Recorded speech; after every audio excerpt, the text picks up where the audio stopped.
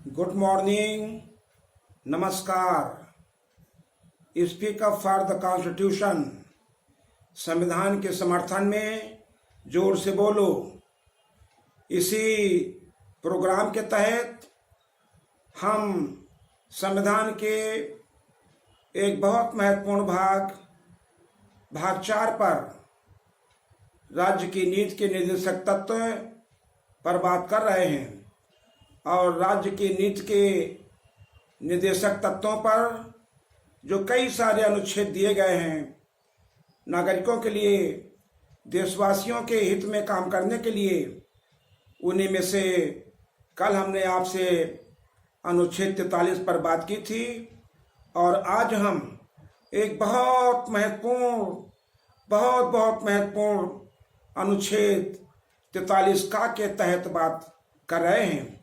साथियों, 43 का में हमारे संविधान निर्माताओं ने विशेषकर जो आर्थिक मामलों के जानकार थे, जो उद्योगों में लगे हुए कर्मचारियों के मामलों में जानकार थे, जो भारत को एक आर्थिक विपन्नता से दूर कैसे ले जाए ऐसी समझ रखते थे, उन लोगों ने संविधान में अनुच्छेद 43 का के तहत जो कुछ कहा है उसे ध्यान से आप समझें। ये हमारे हित में है, ये देशवासियों के बहुत हित में है और जितना ये हमारे हित में है इतना ही शक्तिशाली तौर से, इतना ही प्रभावी ढंग से सरकारों को इस पर काम करना चाहिए। शुरू के कुछ दशकों में काम किया गया है, आगे बिल्कुल नहीं किया गया है। इसलिए हमारे देश में युवाओं की स्थिति, कामगारों की स्थिति, वर्कर्स की स्थिति खराब होती जा रही है। तो ये स्थिति खराब ना हो, क्या कहा गया है, आइए समझते हैं।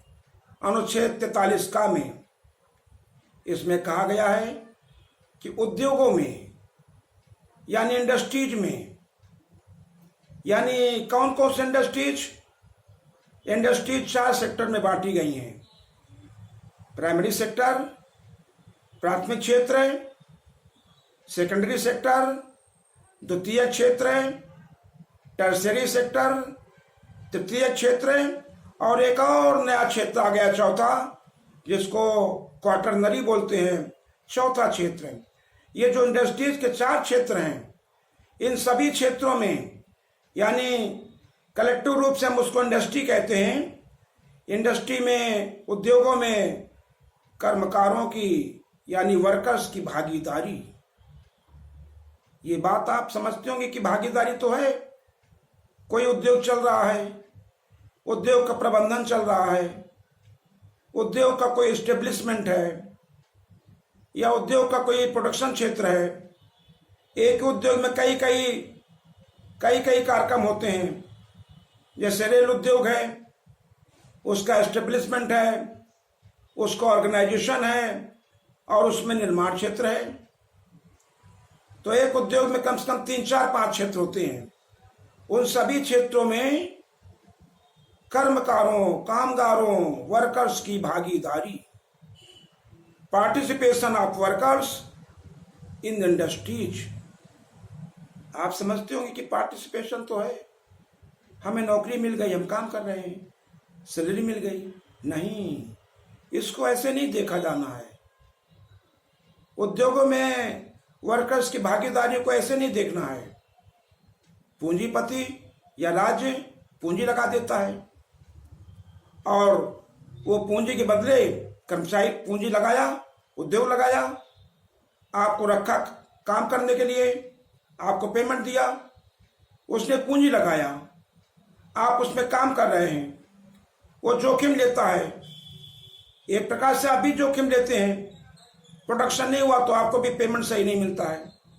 जैसे लॉकडाउन में सब कुछ बंद रहा, सब घर बैठ गए, तो जोखिम हुआ ना।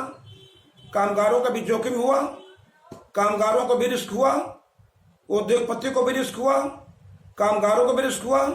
तो यहाँ जो संविधान निर्माताओं ने कहा है कि उद्योगों में वर्कर्स की भागीदारी कैसे, कि वर्कर्स भी मैनेजमेंट में भाग लेंगे, सिर्फ मजदूरी नहीं करेंगे, जैसे उद्योग के जो वर्क्स मैनेजर हैं, उद्योगों में जो जीएम लगे हैं, सुपरवाइजर लगे हैं, उसके जो क्वालिटी कंट्रोलर लगे हैं, ये सब लगे हैं, तो इसी प्रकार से वहां पर मजदूरों को भी शामिल रखा जाए, प्रबंध में शामिल रखा जाए, उसके इंतजाम में शामिल रखा जाए, कर्मकारों को रखा जाए। जैसे कि अर्थशास्त्र में कहा गया है कि श्रम पूंजी है, यानी जो श्रम है, जो मजदूर श्रम देता है, वो श्रम एक पूंजी है। अर्थशास्त्र में श्रम को पूंजी कहा गया है। तो उद्योगपति अगर अपनी पूंजी लगाता है, जमीन लगाया, मशीन लगाया और बिजली लाया, पैसा लगाया, तो उसने पूंजी लगाई, तो पूंजी कहा गया उसको। लेकिन अर्थशास्त्र में श्रम को भी पूंजी कहा गया है। तो श्रमिक उसमें अपनी श्रमिक श्रम लगा रहा है, इसका मतलब वो भी पूंजी लगा रहा है। तो पूंजी लगा रहा है तो उसको लाभांश नहीं मिल रहा है और प्रबंध में भागीदारी नहीं मिल रही है। तो संविधान निर्माताओं ने कहा है कि सरकार कानून बनाकर या और किसी तरीके से सभी उद्योगों में वर्कर्स की भागीदारी तय करेगा, वर्कर्स उसमें जो है एक भाग लेगा। वर्कर्स जैसे मैनेजमेंट में वर्कर रखा जाएगा। अब तक ऐसा कानून नहीं बना है। हम लोग ऐसा कानून बनाने के लिए 1990 से मांग कर रहे हैं। छोटी मोटी बातें कर दी जाती हैं और मुख्य बात जो संविधान निर्माताओं ने कहा है कि वर्कर्स उसमें अपनी श्रम देते हैं तो पूंजी लगाते हैं और इस पूंजी के बदले उसको प्रबंध में भागीदारी मिलना चाहिए। लेकिन अब तक व्यवस्था नहीं है। हमारा आपसे कहना है कि साथियों, जब तक सुधार नहीं किया जाएगा हम सब लोग परेशान रहेंगे, युवा परेशान रहेंगे। तो ऐसा अच्छा काम हो, सही काम हो, जो संविधान में कहा गया वैसा कार्य हो, जैसा संविधान निर्माताओं की भावना थी, जैसा बाबा साहब चाहते थे कि ये जो इनकम की असमानता है ये कम हो, उसे दूर करने के लिए हमें बहुत अच्छे एमपी, बहुत अच्छे एमएलए अपने बोर्ड से चुनना है और सोच विचार कर चुनना है, बहकावे में नहीं आना है। और जब अच्छे एमपी एमएलए चुन लेंगे, जैसे अच्छा अधिकारी आ जाता है तो अच्छा काम करता है, दुष्ट अधिकारी आ जाता है तो दुष्ट कार्य करता है। अगर आप दुष्टों को चुनोगे, शैतानों को चुनोगे, जातिवादों को चुनोगे, आप अपराधियों को चुनोगे और लुच्चे लोगों को चुनोगे तो सरकार भी अपराधी होगी, सरकार भी लुच्ची होगी, सरकार भी दुष्ट होगी और आपका कोई काम नहीं होगा। आप जेलों में डाले जाओगे, आप मारे जाओगे, आपका एनकाउंटर किया जाएगा, आप सताए जाओगे, आपको शांति से रहने नहीं दिया जाएगा। इसलिए साथियों, speak up for the constitution, संविधान के समर्थन में आइए, निकलिए, बात किया जाए, एक अच्छा भारत बनाया जाए।